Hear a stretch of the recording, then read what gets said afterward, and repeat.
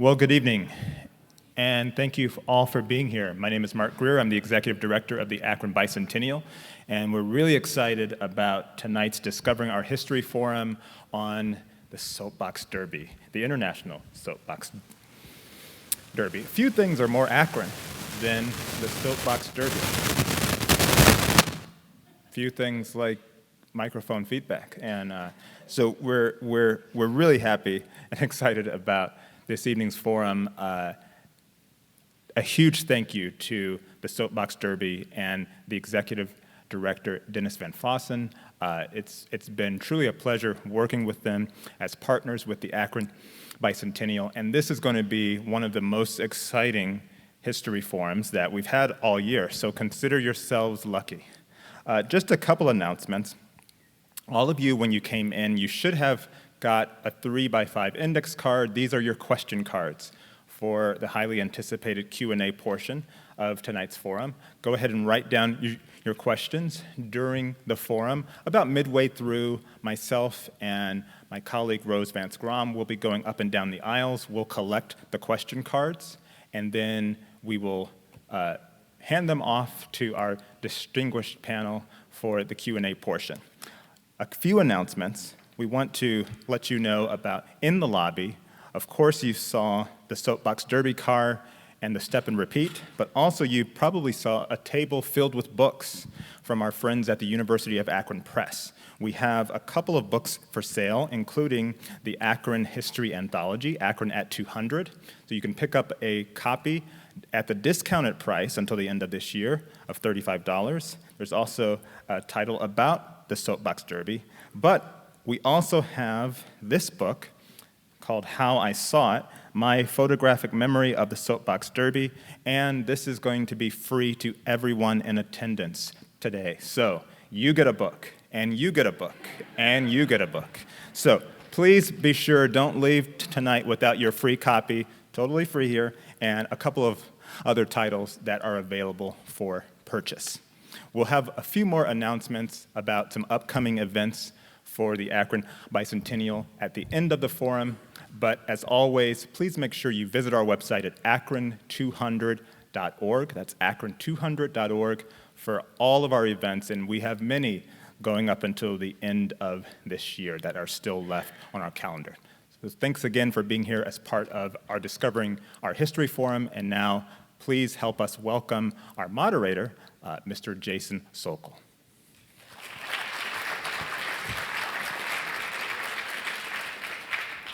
Thank you, Mark. Thank you, everybody, for being here.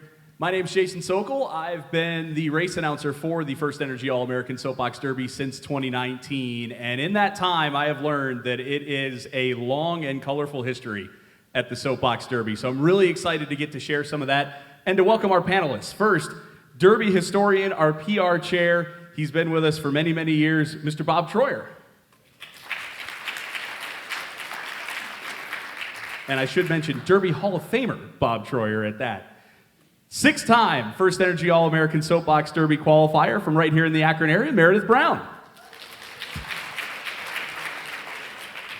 And I don't know which title I should introduce this next person with first. Do I go with Interim Executive Director or 2007 World Champion? I don't know which one should be first, but either way, Dennis Van Fossen Jr.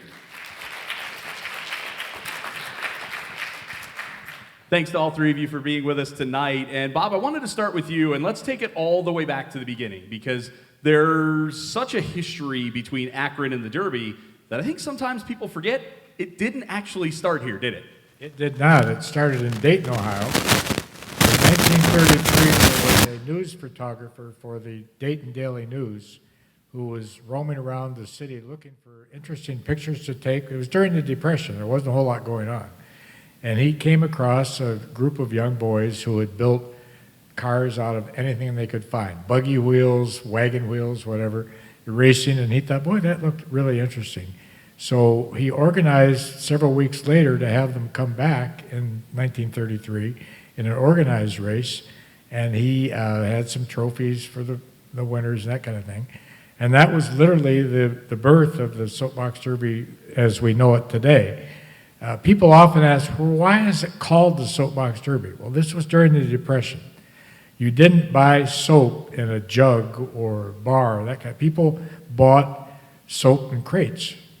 And that's what some of the young people had used to build their cars. They were soap boxes, hence Soapbox Derby. And so it starts in Dayton, Ohio, and it took off pretty well in that first year, didn't it? It did. Myron Scott was a very smart newsman at Dayton. He saw the potential of that, and he thought it would be a good idea to develop a national program. And he very wisely copyrighted the name, the activity, trademarked it, and went and searched for a national sponsor. And he found a really good one. It was called General Motors Corporation. And Chevrolet became the national sponsor of the Soapbox Derby for the All-American Soapbox Derby in 1934, which was held in Dayton. And there was another great thing at the time that the Chevrolet people came up with was having the local newspapers around the country be co-sponsors. And that was a natural tie-in because newspapers, we didn't have internet, obviously. We didn't have radio, or we had radio, but not television. I wasn't there, I'm told that. Anyway, they did. He wanted us to make that clear, by the way, that he was not there for the first one. Well, Dennis would probably add that later, but not in the same frame. But anyway, the Chevrolet dealers were major sponsors of major advertisers in newspapers, so it was a great relationship. It went on for many years. And then it moves to Akron after just 1 year. 1 year. So was it something wrong with Dayton? I mean, we know Akron's great, but why make the move after just 1 year? Akron's greater, obviously, but the legend was that they were looking for a place that was hillier. I'm not sure that was the only reason, but there was great support from the Akron community. There was a journalist in town by the name of John S. Knight, who was editor of the Beacon Journal even back then, and he thought it'd be a great idea, and they brought it to Akron in 1935, and it was run on a big hill on Talmadge Avenue over on the east side of town, and that was the second All-American Soapbox Derby. And we learned, I think it was the 80th anniversary, right after they repaved it a few years ago. We know now that hill is no joke, and one of the broadcasters found out that it's no joke too, right? Is that broadcaster in the room here? Could we? No, I was thinking about the other one, not the one that crashed a car. Well, you said something about 80 years ago. Yeah, no, it wasn't me that crashed that time. Okay, no. well, that'll come later then. In 1935, there was a sportscaster for NBC by the name of Graham McNamee, and he was very famous, and he came to Akron to broadcast a race countrywide, some foreign countries. And one of the cars with one of the youngsters driving got a little bit out of control, and he ran into him. And that made wire services all over the country. And that helped. He was injured, but not seriously. And it got the name Soapbox Derby in places it hadn't been before. Yeah, I guess it's no different than modern racing, right? You see the wrecks on SportsCenter, just like course. well, they didn't have it then. So, but we were only there for a year, and then over to Derby Downs the next year. Derby Downs was created in 1936, and obviously where it is now, the hill was there. And again, John S. Knight and the Beacon Journal was very supportive of finding a permanent home for the Derby. And Myron Scott was also very interested. Chevrolet was interested. And they built the track in less than a year, just a matter of a few months. And I always use the line, today you couldn't even get the building permits in that length of time. But they probably didn't pay any attention to building permits back then anyway. But it was built as part of Franklin Roosevelt's New Deal. And the workers who constructed it were members of the Work Progress Administration. And it really, really took off at that point. I've seen some of the old reels from the Chevrolet Corporation when they did it. Oh, sure. And you just see the crowds, even in 35, 36, the crowds were massive. Well, keep in mind, there wasn't a whole lot going on. We didn't have a lot of competition and activities at that time. But I did a lot of research right here in this building. I came here in the 80th anniversary of Derby Downs, which would have been 2016. And one of the facts that I found very interesting, being the PR volunteer all these years, in the 1936 race in Akron, Ohio, at Derby Downs, there were more than 500 registered media representatives covering the program. So it had really taken off. And another interesting story, it was right next to Shorty Fulton's airport out there. They talked about how the AP photographer had chartered a plane to take him and his film to Cleveland to process it, to get it on the AP wire before the UPI got there. So it was big news back then. Those were the days of news competition, and with the newspaper sponsoring it, I'm assuming Of every course. newspaper sent somebody, right? They did. It was great. So then we get into the war era, and I believe that was the first time that they had to cancel a race for a couple of years. They did not have a race. 1941 was the last race for 4 years, a hiatus. They started again after the war. So how'd they go about recovering after having to cancel for those years? I think they did very well. They just continued doing what they were doing, and the newspapers were supporting it, and it went very well. And there was one thing missing, though, from those early derbies. Girls couldn't race at that point. They could not. In 1971, it was modified to allow girls to enter, and those were different times, too. It was like, boys took shop class and girls took home economics kind of thing, and it just continued throughout other organizations. But girls did enter in 71, and I believe there were 6 local girl champions who competed that year. Jeff Iula will stand up and correct me if it's not. Oh, he is already 5. 5. Thanks, Jeff. Thank you, Jeff. They competed in that first race with girls in 71. And then 4 years later, Karen Stead from Lower Bucks County, Pennsylvania, was the first girl champion, world champion, which was great. And it's incredible even now, because when we have our community events, when we have Senior Day at Derby Downs, and we have some of the corporate Sure. challenge. I know I took part in the corporate challenge when I was still working in the Akron area, and our driver was somebody who said, I wish I could have raced as a kid. I wasn't allowed to race as a kid. right. So now some of those people are coming back who couldn't race at that point and are Sure. finally getting the chance. And getting added on their bucket list. Right around the 1970s is when things got a little hairy for the Derby, though, because you sort of had a 1-2 punch there. You had And in the fall of 72, Chevrolet announced that it was going to drop the sponsorship that they'd had for since 1934. And that was a real blow. They decided to use their money elsewhere. And I give kudos to the Akron Area Chamber of Commerce and the Akron business leaders, civic leaders. George Britton was head of the Akron Area Chamber of Commerce, and he rallied everybody in support, and the Chevrolet transferred all the copyrights and all the rights for the program to the Akron Chamber to run the program in 1973. And a little bit of a history of me. I was, at that time, in 1973, I was at Firestone then, and I was chairman of the PR committee for the Chamber of Commerce. And George Britton, I don't know whether you have a picture of George up there yet or not, but he was quite an arm twister. And he said, would you mind being the volunteer public relations guy for just 1 year? That was 52 years ago. So he was persuasive. the Derby kind of has that effect on people, doesn't Yes, it? it does. Just come in and help with this But one one thing. time, and But one of the things that was kind of a bummer about Chevrolet leaving was they were bringing in a lot of celebrities at the a time. lot of celebrities. They, well, at that time, the early days of television, the late 40s, 50s, and even into the 60s, television series programs only had one sponsor. They did not have 16 like you see, all through the time now. And Chevrolet was a huge sponsor, and they sponsored Dinah Shore's variety show. She was at the Derby several times. A few years later, they were the sole sponsor of Bonanza all the time it was on the air. So the Bonanza boys were here many, many times. Lauren Green and company, Michael Landon, Pernell Roberts.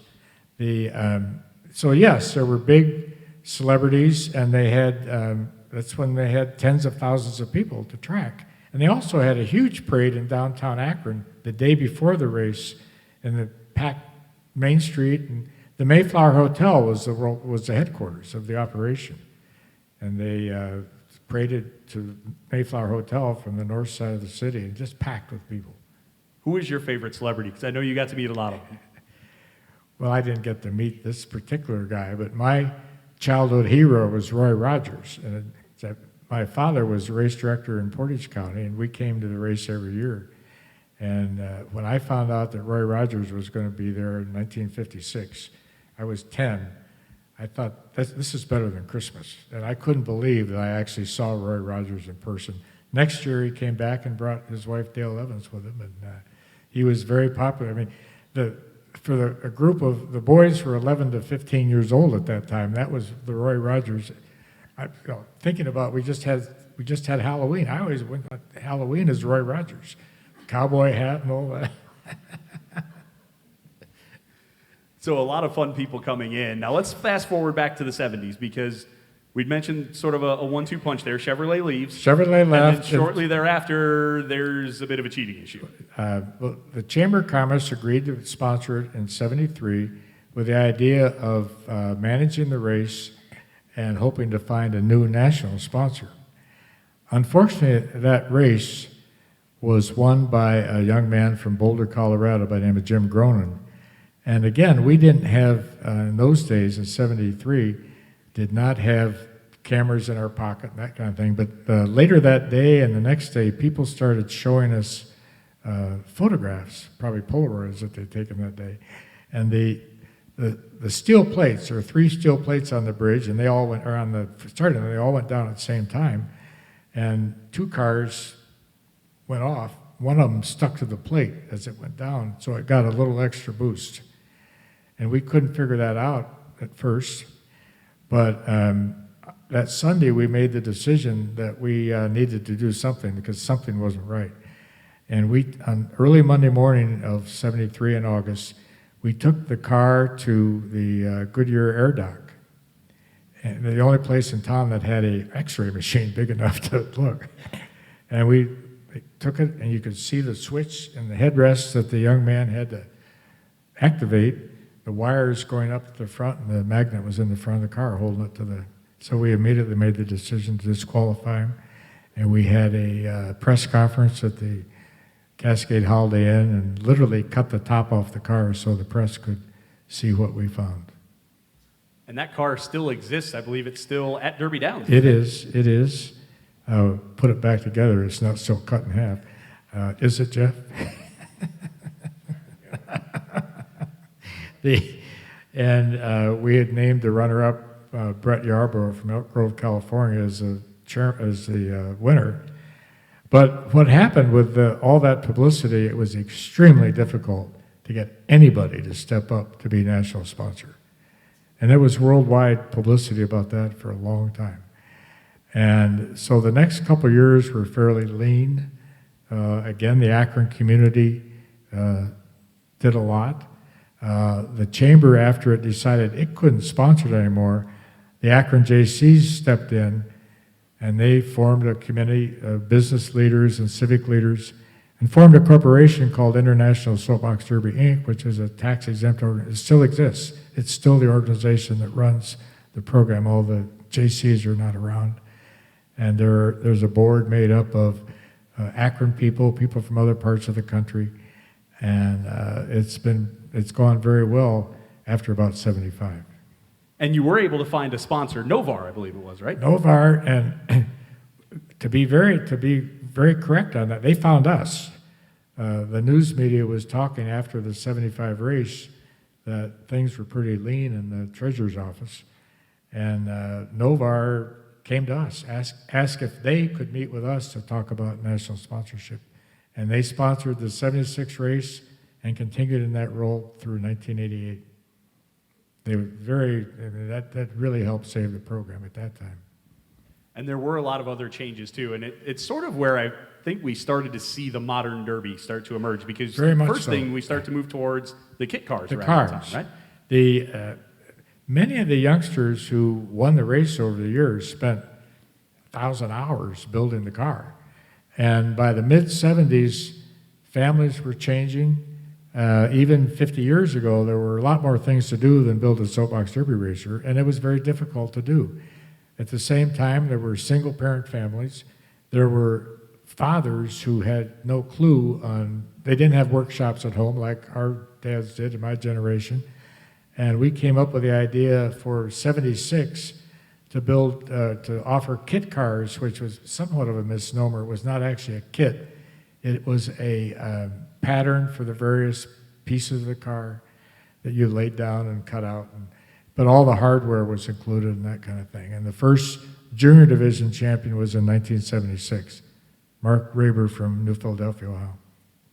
And those evolved into, eventually, it took some time, but eventually it kind of evolved into what we have now, didn't it? Even simpler, in 1992 we introduced the stock cars, which is literally a kit. It has everything in it. It's got the body shell, all the parts, the hardware, the floorboard, and it's literally like if you go to IKEA and take home a big box and build your dresser or whatever you're doing, dining room table, same principle. And that was very successful. That started in 1992. And then 3 years later in 95, we introduced the super stock to take place of the kit car for the little larger kid. It was the same principle of the car, but just for bigger kids. And the traditional cars like this one here on the, these were like the traditional cars in the old days before they, but we had kits for those started in 2000. And those are called Masters, by the way. And by the way, this is the car that won the world championship this year. It was an Akron area champ that won it, Colt Nelman, world champion in that very car right there. So always proud to see the Akron area drivers win. Very much so. And while you're talking about Akron drivers, in connection with the bicentennial, Akron's good friend Dave Lieberth headed up a project to build the History Center down on Main Street near the Civic Theater. And he came to us asking about a car that could be displayed there. And he thought it'd be nice to have an Akron angle. And we had a car in our museum that was built by a young man by the name of Don Strube. He actually lived in Warren, but Warren didn't have a race, so he raced in Akron, won the local in Akron, and then went on to win the All-American. And back in those days, the prize was a college scholarship. And Don used his college scholarship to become an engineer at school in his high school, Akron U and Youngstown. And he went to work for Chevrolet, was an engineer at General Motors Packard Electric plant in Warren forever, until he retired in the early 2000s. How about that? Now, one of the other big changes roughly in this era was trying to make it more of a year-round thing, because the way it was you would win your local derby, correct, and then you would go to Akron, and if you got knocked out in the first round, hey, you got to go down the hill once, and thanks, see you next year. That's it. But that's not really enough to generate a whole year-round program. So that changed, though, around this era, didn't it? In the early to mid-'90s, we introduced the rally program. And the rallies are held around the country. It's the same system that NASCAR and other race organizations use. You accumulate points for being there, for the place that you finish in the race, and then each year we invite the point leaders in each of the regions around the country to come to Akron to compete in the All-American Rally Division. And that gives the drivers and the families so many more opportunities, right? Some of these people travel every weekend. There's something going on everywhere. And it's not just in Florida. Like in Chicago, where I live, they have it inside. They have rallies in the middle of February. I think I saw somewhere, is it New Hampshire that has one like inside a parking deck in the middle of winter or something like that? Well, when my grandson raced the first time in a rally, just to get experience in Chicago, it was at a racetrack, a horse racetrack. And the pictures that I have of my grandson at his first race, the tote board is behind it. Wait. They weren't betting on so long. Okay. I hope not. Don't get us into that. Yeah, that might not be good. So, but there are two people sitting next to you to know that rally trail really, really well. And I want to start with Dennis Van Fossen Jr. because you ran that trail for a lot of years, but how did you get involved at first? Yeah, thanks, Jason. So actually, it all started in 1997, the All-American Soapbox Derby of that year. My dad actually took my sister and I to that race. I actually remember at the age of 5 going through the tunnel and walking up to the grandstands on the other side, back when the old grandstands were still in existence, so not the ones we see today. I don't remember anything else, but I do remember that at least the story's been told that at that race he asked my sister if we wanted to race, and me being 5, I didn't necessarily have an opinion, but my sister did, and she said yes. And since then, I haven't left. So I grew up at Derby Downs at the ripe young age of 1998, at the age of 5, and started racing at the age of 8 in 2001, and never stopped throughout my years. And I raced as much as I could, and I really had a good time being at the track, but necessarily wasn't really any good. It took me 4.5 years to win my first race, which was a lot of perseverance, which is a core value for us here at the Derby, but it took me a while to kind of get it figured out. So. And that'll happen sometimes, but once you did, you really figured it out. Yeah. 4.5 years without a win, and then points championship in 06, right? Yes, yeah. So in 2006, we became the national champion, the world points champion for that. We actually went to 81 races in that year, and I realized that I didn't talk about my sister who won in 2001, but we skipped that part, so I apologize. So in 2006, I went to 81 races in that year.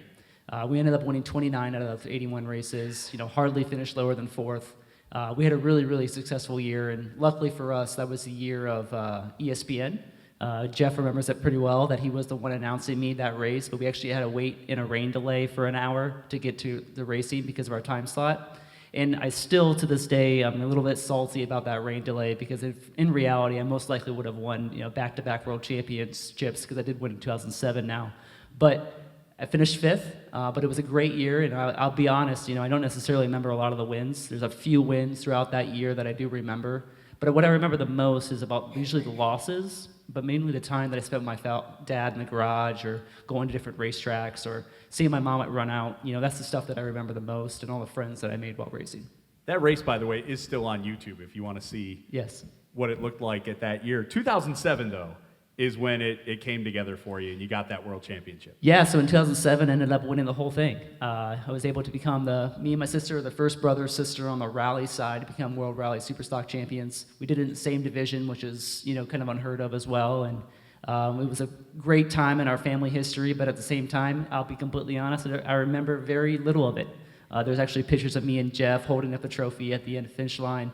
Don't really remember that part, but what I do remember is actually going to that race afterwards and going out to eat with the rally commissioner at the time and my buddy Scott Meesey, who won the Masters division, and actually celebrating in the bathroom while we're washing our hands. And that's kind of sticks with me still to this day. And he's out in New York now, being a playwright, but I still remember that experience that I had with him at the track, as opposed to actually winning the race itself. And that, when you first said that, it kind of surprised me. But then, as I started thinking more about how Derby Nation is and how the racers are, it kind of makes sense, because I get the feeling that a lot of the drivers and a lot of the families, they might remember some of the wins and losses, but it's more the relationships, the friendships that are made, and things like that. Yeah, the competition's there. Obviously, we do this thing for the competition. That's part of the reason why you do the thing.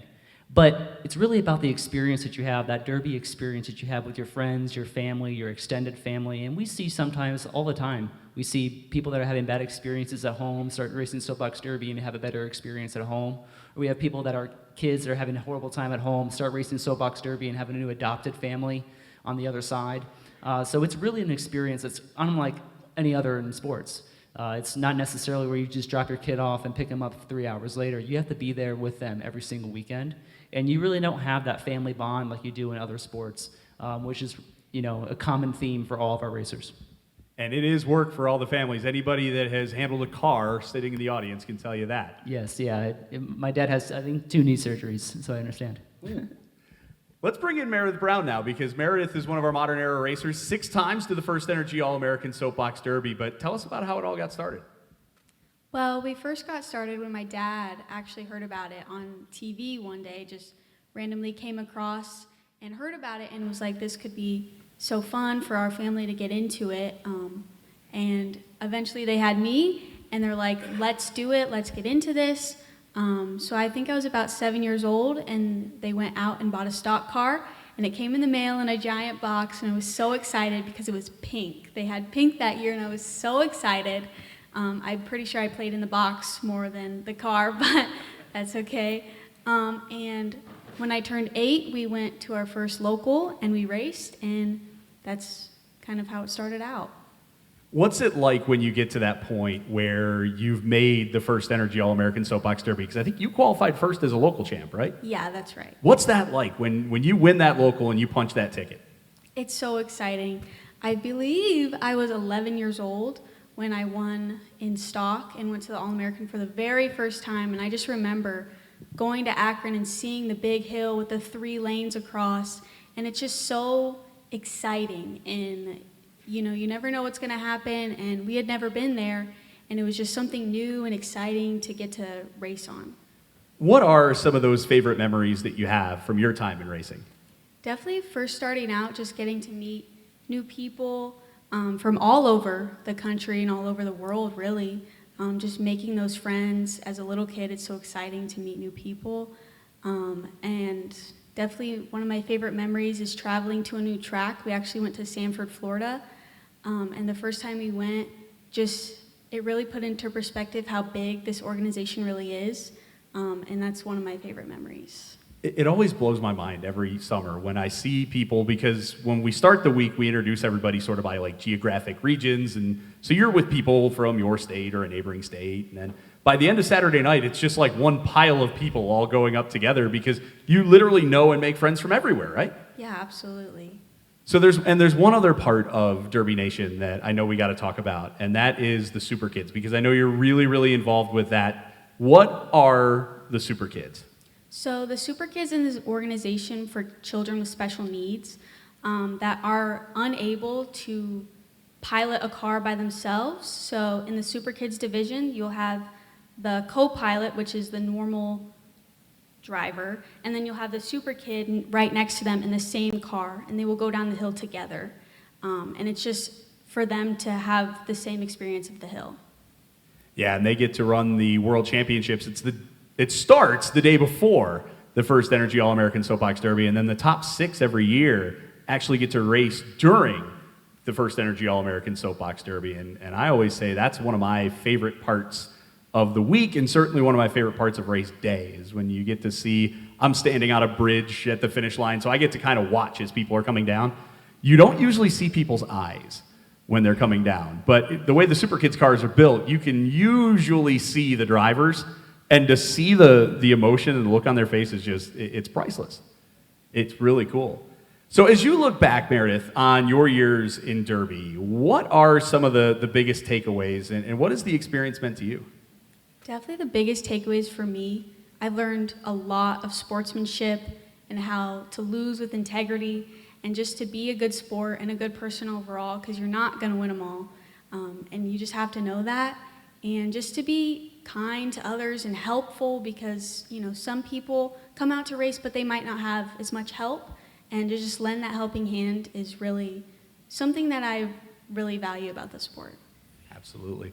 Let's talk a little bit about where we go from here in Derby Nation, because it's such a mindset shift, I feel like, because it wasn't that long ago, right, that we weren't so sure the Derby was going to survive. I saw the 25 Hill car out in the lobby when I came in, and that was around the era when we weren't so sure what was coming next, if I remember correctly. Yeah, and funny enough, actually, me and my dad built that car back in a random warehouse many years ago. And the reason why I know that is just the way it was built. But yeah, so we had some troubling times, and you know we're not shy away from that. But one thing we've been able to do is kind of pivot, and how do we expand, and how do we keep on sharing the Derby experience to the masses? And one way we're able to do that is through our education program, where we're able to take our mini car program or a big car program and really kind of take that and allow that to go to different kids all across the country and be able to participate and share that Derby experience. But it also gives us more year-round programming as well.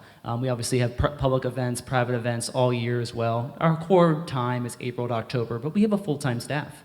We have staff workers that are working round the clock for this organization and our program. And we really take time and we really care about this thing. And it's been great for me at almost 140 days in to really kind of see that and see how much people actually care about an organization that's meant so much to me. You know, I've been around this thing, like I've said, since 1998. You know, it still smells the same when I go to Derby Downs, and it's just nice to kind of go back home. Yeah, and one of the questions that often comes up, especially with the younger generations, because the perception is that they're so glued to their screens. I see that. I teach at John Carroll University during the day, and you see so many students and people of that age. It's video games, it's this and that.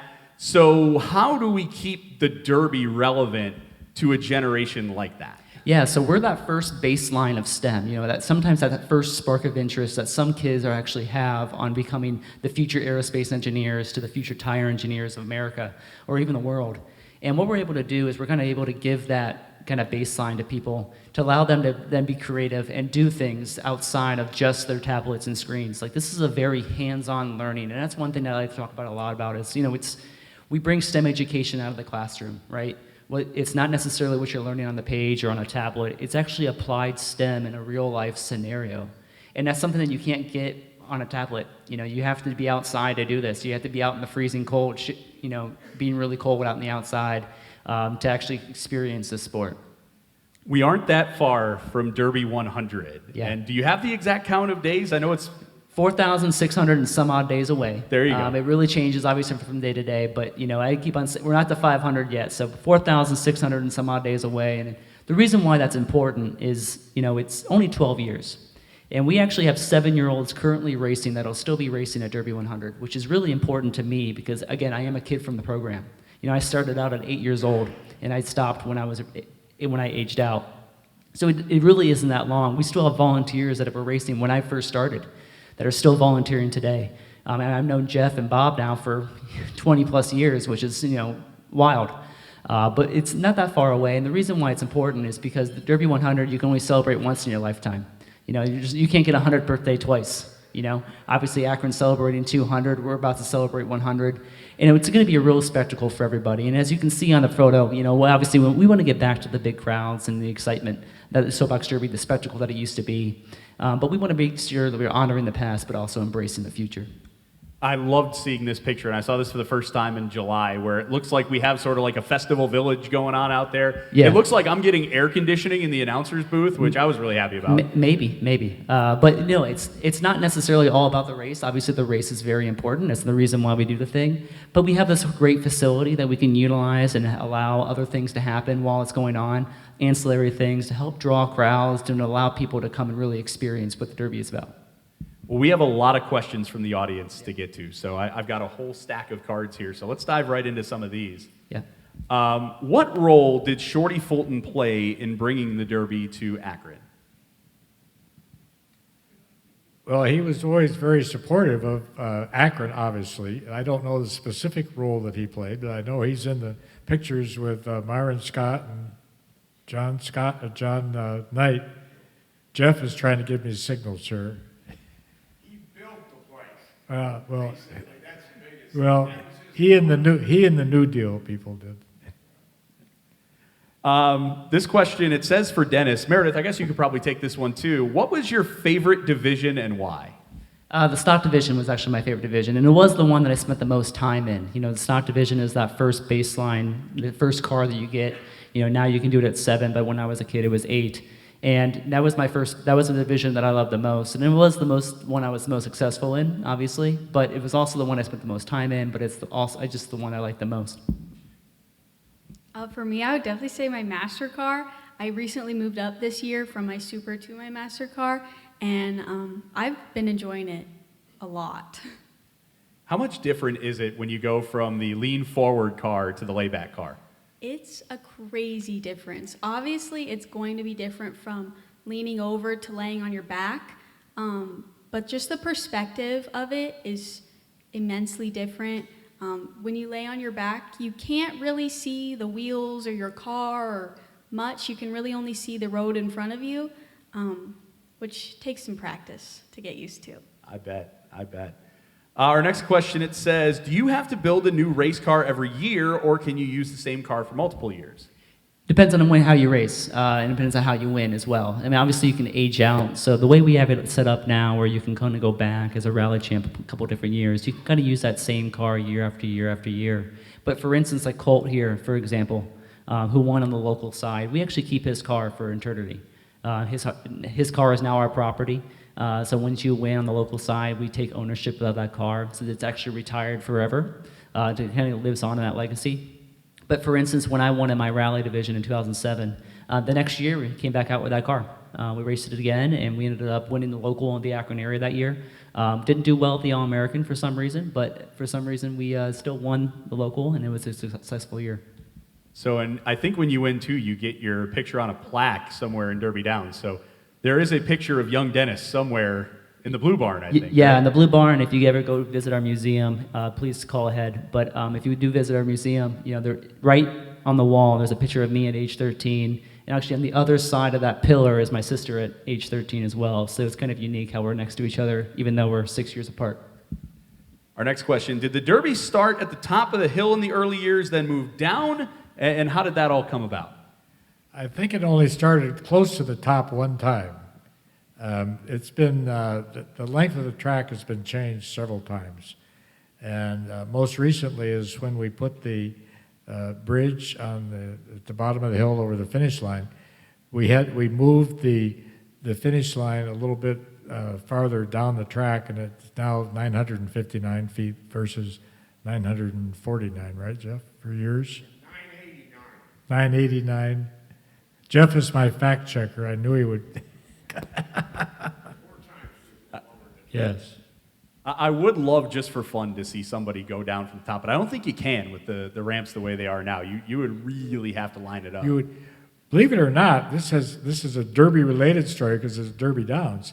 Back in the early 70s, the national skateboarding competition was at Derby Downs, and that was really wild. They did start from the top. Oh, wow. We raced them with the Derby car. Who won? Attaboy. There you go. It was rigged.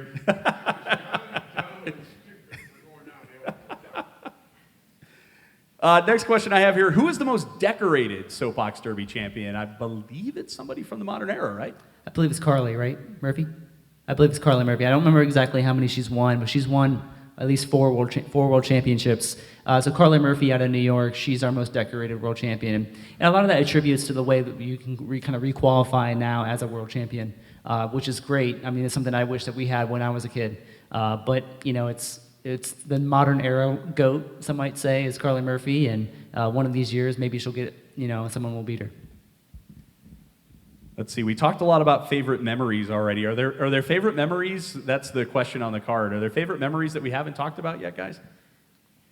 Well, you mentioned earlier about it's a big family when people come back. I think for me personally, for being involved for so many years, is I got to know so many wonderful people. So those are my memories. And the world champions over the years, I went to some of their high school graduations, college graduations, law school graduations, their weddings. I've been to weddings of children of former champions. I mean, that's a wonderful feeling. So you look back, you just think about how great the people are who were involved in the program and the winners that I've had the privilege of knowing over the years. I started out in the Chevrolet days while I was in college. I was a traveling chaperone for the world champ, and we went to the car shows in New York and Detroit and places like that. And those are just wonderful memories. And Kenny Klein, who won in '67, and we went to the New York Auto Show. We went to a couple other places. Now he's coming back and running our vintage car show, Derby car show every year. So he won, almost 60 years ago, and he's still coming back and contributing, and he does it on a local level in Texas too. Yeah, the Vintage Derby Car Show, the Friday before the All-American, that day before, is always a really neat event. Dennis, Meredith, any favorite memories we haven't talked about yet? Yeah, so my favorite memory is honestly the whole 2006 season. Obviously, it was a very successful season, but going to 81 races and kind of being out on the road almost every single weekend, obviously don't know what you're going to run into. But, I really remember a lot of that year. My second favorite memory, and I will mention it, is because it just talks about a little bit about the times. So obviously we talked about how iPads are kind of a little bit of a thing. Back when I was racing, smartphones were just existing. So So me and a buddy would actually sit in the grandstands and actually guess the time differentials between cars. And that's how we would pass our time between races. And I actually still remember that to this day. Some of the best times I had as a kid was just sitting there with my best friend, trying to guess the times and the time differentials of the race. I'm not as good with the times, but I can tell you I'm pretty close still. And it's kind of funny how I can still kind of see it and kind of guess. We need you up on the bridge next year for photo finishes then, I think. I do a pretty good job from the top. Some people are like, how do you see it? And I'm like, I can see it. Oh, man. Meredith, any more fun stories on your end? All right. What about another question from that same person? In your opinion, the most outstanding Derby, and I don't know who wants to take that, but is there one year or one moment that really sticks out? Probably the 25th would be probably the most one talked about, because it was the time that the whole cast of Bonanza was here, and obviously it was our silver anniversary. That's probably the most talked about Derby. It was also probably the most largely attended Derby as well. Besides that, for me, it's obviously that 2006 year with ESPN there. Was obviously a big hyped event. I mean, there was we at the time were probably 500 to 600 cars for race day, and it was a huge event. And we obviously had ESPN there. We had a lot of crowd. It was pretty much a big cultural moment for the Derby. Next question I have here. Is there still a senior Derby day? I think it just happened, didn't it? Yeah, so we do still have public events all year round. Senior Day just happened in September. Every September, usually a Thursday in September. We kind of change the date every once in a while, but it's still in September. We have Senior Day. We have an expo up in our blue building, and you can have the chance to go down the hill. If you want to learn more information about our events, just follow us on Facebook or go to our website, soapboxderby.org. We keep it updated pretty often. We are looking forward to hosting some more events next year. With us now moving towards flipping that calendar almost to 2026, we're thinking about what can we do for next year and how can we really open up the track and have more people come out and visit our facility. And I love that you guys are focused on that, because there are so many people that when I explain that I'm the race announcer for the Soapbox Derby, they say one of two things. They say either, oh, it's that thing from the Scouts, right? Or they say, wait, how do I get to do that? Yeah, and it's a lot of times for years it was only ever really used for Soapbox Derby racing, like either a rally race or a local race or the All-American for years. And one thing that was great from one of my predecessors, Joe Mazer, is he opened up a track and he allowed more people to come out and visit the track and actually be there and kind of participate in it. And it is. I mean, we are a city park. I mean, the city of Akron does help us with the facility, and it is a city park and allows us to kind of then showcase it to the Akron community. Next question from the audience. Would the Derby ever move out of Akron? No. Not while I'm alive. No. I mean, there was talk. There was talk back in the Chevy days where they actually developed a whole new racetrack in Flint, Michigan, where they actually have it still standing today. And it's a 3-lane track. It's a beautiful facility that still races. They're actually in the process of rebuilding that track so that actually they can hold races again. Right now they race on a street. But Flint, Michigan does exist, and Chevy was going to move it back to more closer to their facility, because for a long time, Chevrolet ran this thing out of their offices in Detroit. So they had to. I mean, it made more sense for them to move it up there. But All the time that Chevrolet was sponsor, it was run out of the General Motors marketing department. yeah. And the leaders came to Akron, set up shop as offices in the Mayflower Hotel for like 6 to 8 weeks. But the general manager was a Chevrolet marketing employee. Myron Scott, who founded the program, worked for General Motors for years. He was general manager of the Derby, and his other claim to fame, if you ever go on Wikipedia and look at it, when he was with Chevrolet and Chevrolet decided to come out with a new little sports car in the early 50s, Myron Scott named the Corvette. And so he had a long career at General Motors. But the short answer is no. I mean, I'm from the Akron area. I'm very proud that this thing is in our backyard, and I think Jason feels the same way. And we are really proud that this is in Akron, and it's a huge community impact. Yeah, and not in my lifetime either, Bob. Not in my lifetime either. Let's go the other way with that. Are there any plans to expand the Derby site? Yeah, we would love to kind of, upgrade the facility. For us right now, what we're really trying to work on is obviously how do we make this a little bit more accessible for our families that come out into our races. So whether that's bathrooms or pavilions or more facilities or even event space where we can have more people come and visit our facility, that's things that we're working towards. We want to make more accessible, more of a destination for people. You know, I have a history of working for the Pro Football Hall of Fame, which is one of the most premier destinations in Stark County or even in Ohio. So I'm used to that kind of feeling, and I want to make Derby that same way. How many repeat champions are there? That was another question from the audience. Does anybody know the exact number? I know we've had several. It's less than 5 repeat champions. Repeat champions, I think we're up to 9. Really? Okay. That have won at least 2. Yeah. 3 Yeah, I know Del Ferraro, Carly, Hayes, Colt didn't double champ. He only won. Even Matt Perez won as a local We're champ. 5 to 10. He won as a rally champ too one time. You can visit our website, and we have a whole listing of our champions.